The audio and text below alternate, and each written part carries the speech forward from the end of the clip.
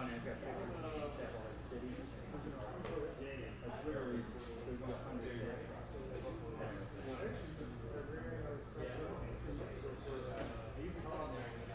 Oh, yeah, that's right. I was working on that.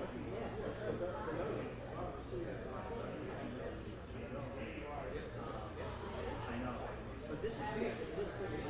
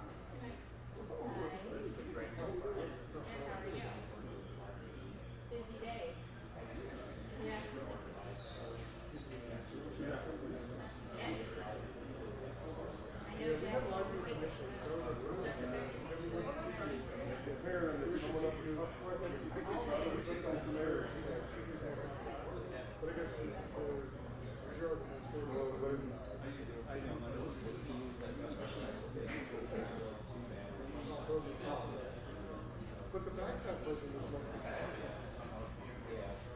This was just because our Super Bowl.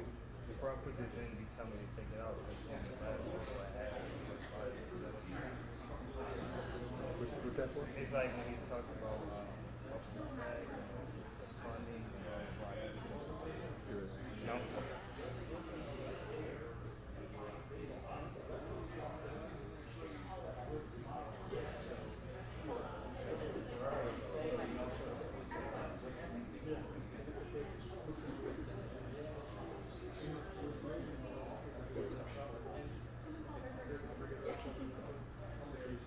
Oh, yeah.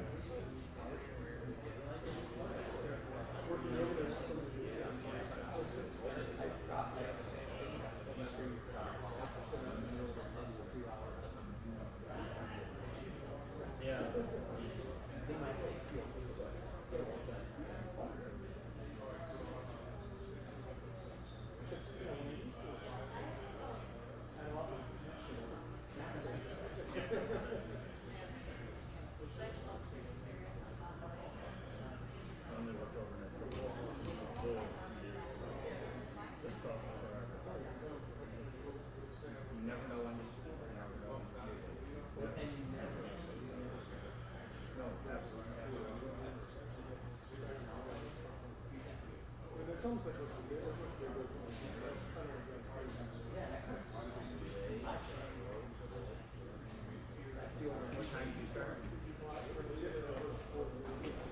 almost, to me, that's almost work. Oh my God.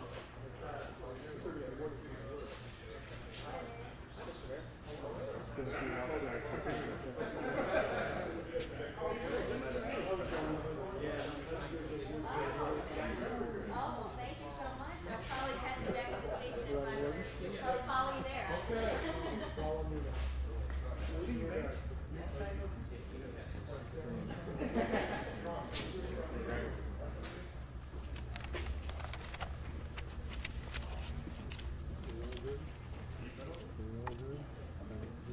Fire commissioner right there.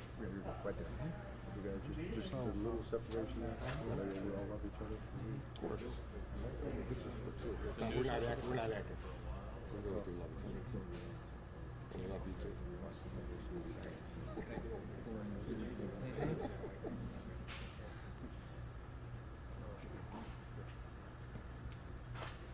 All right, cameras were all good. Alan, you tell me when, sir. Mayor Brown. I want to thank the members of the media for joining us and for your constant updates and reporting on the condition of the USS The Sullivans and the work that's been done collectively to right the ship that has been leaning to decontaminate the waters around the ship and to save the Sullivans, a critical piece of naval and U.S. military history that we are fortunate to have in our community. Want to just introduce the folks that are here with me.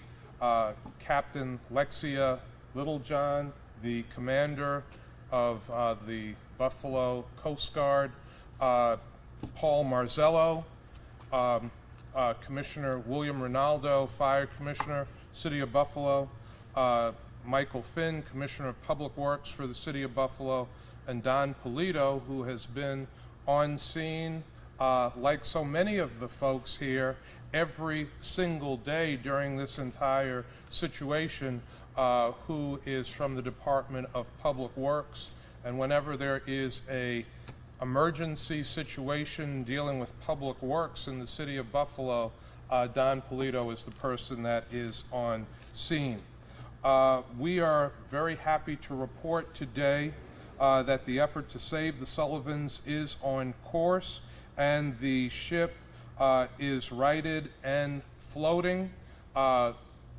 Captain Littlejohn and Paul Marzello will talk a little bit more about the specific conditions when they speak. We do have a video of the partial sinking and raising of the ship that we would like to show for you at this time. So we will show a time-lapse video of the ship's conditions, and I think Dan will begin it right now.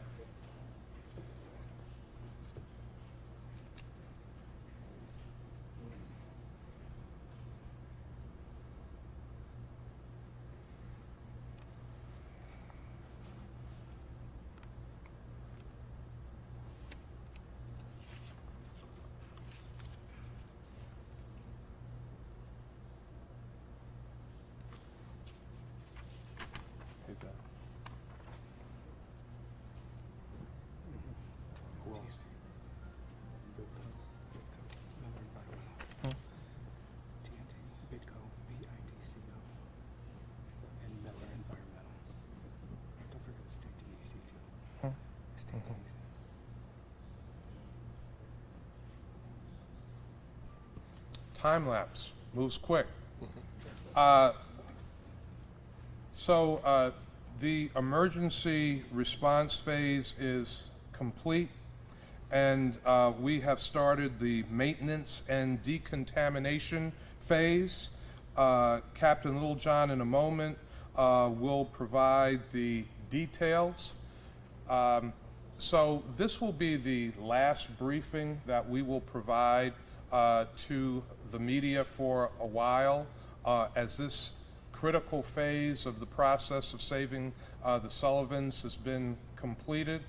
The Naval Park is also working on a reopening plan so people can once again come to the park, visit the park, and feel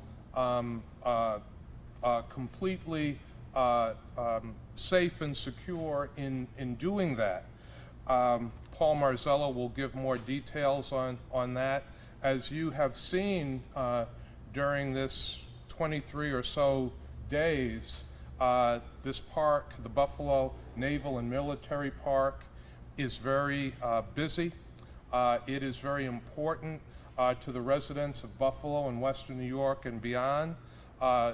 During the issue with the USS The Sullivans, there have been a lot of people coming to the park, and we've been hearing from people that they want to visit the park, they want to support the Naval Park, and so Paul will talk about the plan to be able to accomplish that.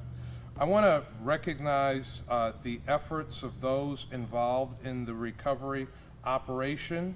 Want to recognize the City of Buffalo Fire Department, the City of Buffalo Department of Public Works, the Buffalo Police Department, Erie County Government and Emergency Services from Erie County.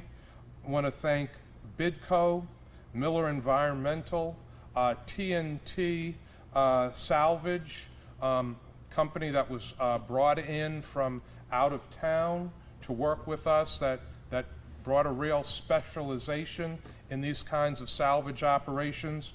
Of course, none of this, what we've been able to accomplish, would have been possible without the United States Coast Guard.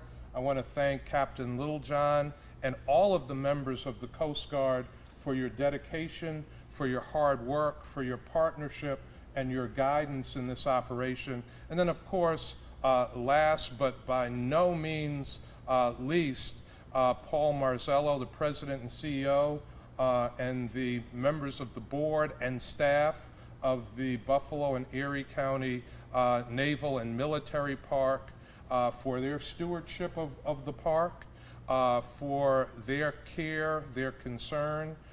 Many of them were here around the clock. Paul's eyes are still a little bloodshot because he has been oftentimes 24/7 on this scene.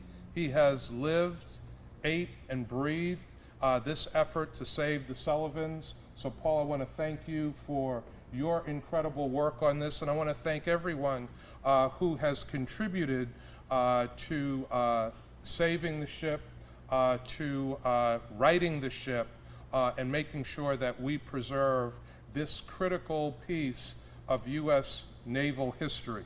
Now it is my pleasure to introduce someone who has become a friend, someone who has been a real constant in this effort, Captain Lexia Littlejohn.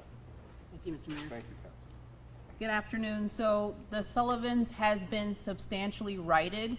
Right now the list varies between 0.1 and about 3 degrees, which is a significant difference from before. At worst it was about 20 degrees.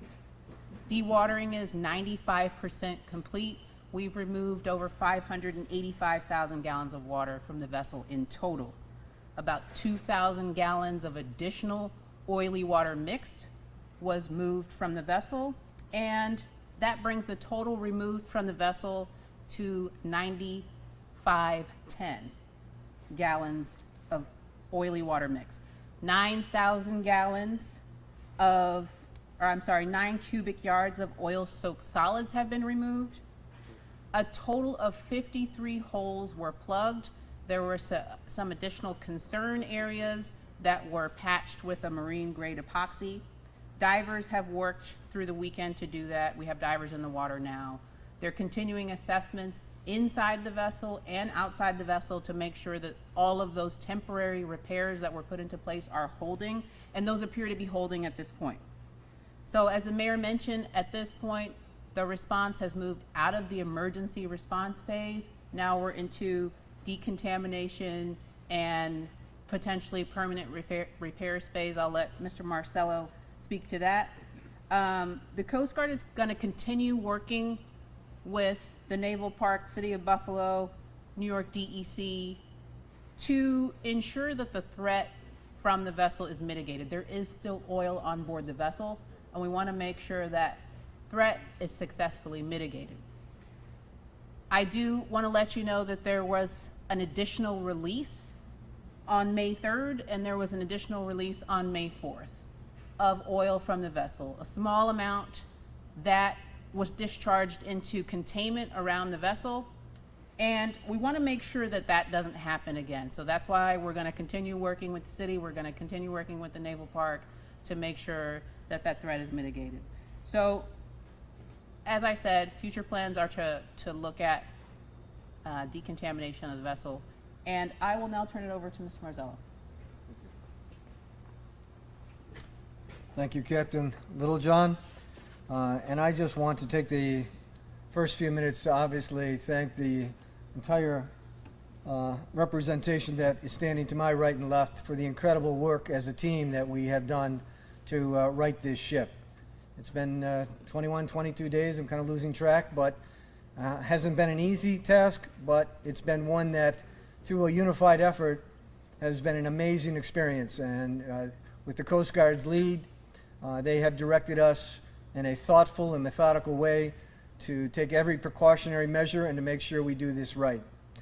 I also want to say from our standpoint at the Naval Park that we are working very hard to try and put a reopening plan together. I know people are asking, when are we going to be able to visit the park again? Tentatively speaking, we're focused in on Memorial Day weekend. That normally would be a very popular weekend for us. We had several events planned, and we also want to make sure that the events that are planned, we can carry on, because I think that with the crowds that we are expecting on Memorial Day weekend, we want to make sure that they're going to be safe as well. The fencing that goes around the park right now, we are looking to begin to contract that into areas that we don't need it. And as we do that, there'll be more access to you to get closer to the ships and see what is actually going on, because there is a workforce still in progress. Our staff has conducted an initial survey of the interior compartments of the ship that were previously submerged, and our curator is working very closely with some other professionals to make sure that we have access and can evaluate those artifacts, and that will be done in the coming weeks ahead. We are certainly consulting with a number of experts on the recovery and the restoration of those artifacts, which we think is an important part of our mission. Our mission being to honor, educate, inspire, and preserve. And right now we're focused on the preservation aspects of that mission. Again, I want to thank everyone for their cooperation, for their support, and hopefully that you'll see in the next coming weeks that we can continue with the decontamination phase and the repair phase, so that you'll see activity around the park, you'll see activity in the water, you'll see activity inside the ships, and when we do open, unfortunately you will not be allowed inside the Sullivan. You'll be able to walk on the deck area, but you won't be able to access the interior. We have work to do there. I wish I could tell you how long that's going to take.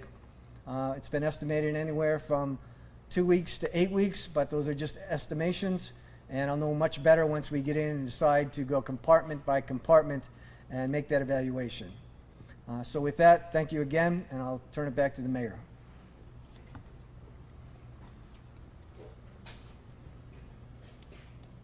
I want to thank Paul Marzello again and Captain Lexia Littlejohn. Made a round of thank yous. Also want to recognize United States Senator Chuck Schumer for his substantial commitments to assisting with the financial resources that will be needed as part of this operation. This has been a very expensive operation, as I've indicated before, and the commitment of the Senate Majority Leader Chuck Schumer is critically important to what we have been able to do and what we will do going forward into the future. Also want to thank Congressman Brian Higgins, who has previously provided resources for the Naval Park and is committed to providing resources in the future. So I want to thank them. Also want to thank the governor of the state of New York, Governor Kathy Hochul, for her support during this period of time, and of course the New York State Department of Environmental Conservation that has been part of the team working to right the ship and address environmental issues. With that, we will conclude our formal comments and open up to questions that the media might have for anyone here in the front of the room. Paul, could you, I'm sorry. Go ahead, sorry. So you've said in the past this is very expensive. How expensive are we talking? I don't have a complete itemized estimate at this point, but we suspect it will be in the millions of dollars. So, you know, that's the kind of range that we are looking at. And how will that get paid for? Is that out of tax dollars? Is there some sort of rainy day fund that the city of Buffalo has? Where's that coming from? Well, we are going to look to federal and state government, particularly federal government, for support in addressing the needs of what we've done, what we will do. It is going to be expensive. The city does have a rainy day fund. It's not for these purposes, but we are thankful for the commitments that we have received at the federal level and are very hopeful that the federal level of government will assist in the complete recovery effort, remediation effort, and full stabilization of USS The Sullivans. Mr. Mayor, did the state, you had mentioned the state of New York might, about a week or so ago, might also, you said you've spoken to the highest levels. Did the state indicate if they will be able to help at all with some of those costs as well? I think we'll have clearer and better answers to those questions once we do a complete itemization of the costs. Right now, that is not fully available. When it is available, we absolutely will be in touch with federal officials and state officials, and we'll try to get the cost of this fully reimbursed, fully paid for. Are the repairs considered temporary or permanent? Captain Littlejohn or Paul? So the repairs that are in place right now are temporary. So we're talking about wooden plugs that have been put into the holes. We're talking about marine grade epoxy that hasn't necessarily been cured, but is working for now to keep the vessel righted and stable. There will need to be permanent repairs completed at a later date. And so how long would these temporary repairs last, roughly? I don't have a good estimate on that, but we're monitoring that. That's why we have folks inside the vessel. That's why we're conducting dive surveys outside the vessel. So we're going to need to continually monitor it. Is there a timeline for a permanent solution? I know a lot of residents are asking us about that. I'm going to turn that over to Mr. Marzello. So that's one of the most frequent questions we have is what does permanent mean, right? So as soon as we get beyond this stage is when we sit down and have that chat. And that chat will come together with some estimates about what the various costs for those various proposals will be. There's been lots of ideas. I mean, everyone's an expert on this as I get calls every morning. But at the same time, there are a very few amount of solutions that make sense. We're talking about an 80-year-old ship that was meant to last about 25 years. So when you talk about permanence, how permanent is permanence? And with that, I think everything will have a cost attached to it, and that'll be part of that discussion. Paul, are you able to say, I don't know how far along you are on the investigation, so the initial problem of what caused the ship to take on the water. Have you been able to determine if there was an actual gash in the hull, something that caused the bulk of this water to come in?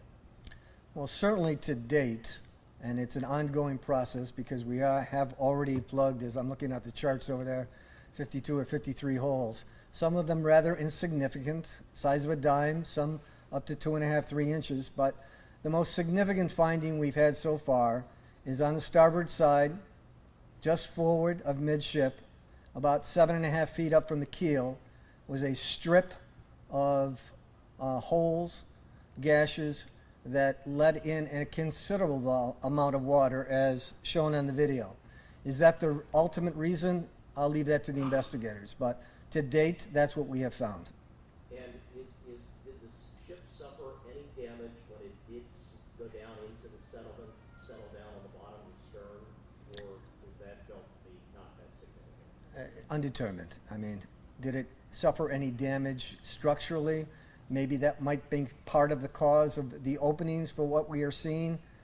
Again, that's an investigative kind of comment that we'll be looking at, but I can't see. There are certainly some structures on the decking that looked like they were bent because of the list and where she was pushed onto the shore, but nothing overly significant and nothing that we can't correct. And one last question, and you said this is stuff to be discussed for the future. Is dry docking down to Erie, Pennsylvania, down there for the dry dock they have down there, is that a feasibility, or you still have to assess the structural integrity of the hull and where things are? Well, I can tell you this, it was not a possibility until we had the hull repaired. And that's why we were under contract with Bidco. That's why they started the job last summer. They were doing a good job. They were to return this spring to continue their good work. Upon completion of that, I think we can all agree that she would have been seaworthy, if you want to use the term, enough to get her to dry dock. Up until that point, the answer would be unquestionably no. So that's a possibility, maybe. Absolutely.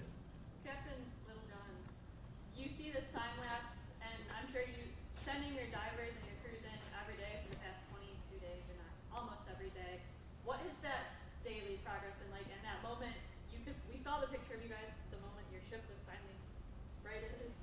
What was that moment like, and what has this journey been like? It was pretty interesting to see the plan that was developed by TNT. They had a reactionary model where you could actually put water into different compartments, take water out of different compartments, see what was going to happen when we did that. And so it was really nice to see it all come together as planned. So it was exciting. Paul, I'm sorry, one more question. You and I have talked about legacy and history of this ship and your emotions through this process. What is it like for you 3 Thursdays ago or 4 Thursdays ago when we were all talking to you and it was a moment of, okay, failure's not an option, failure's not an option, but now today that phrase has become a reality. Yes. It's tough to look back, to be honest with you. You know, I'm looking at this video, and the first half of that movie is disheartening, and the second half is jubilation. So, has it gotten to me? Yeah. Is there a risk of this happening again? We certainly hope not. We've got a team of experts that are here to make sure that it doesn't. Right, anyone else? We good? Thank you, everyone. We're gonna take a walk outside with Paul and Captain Littlejohn and take a look at the ship.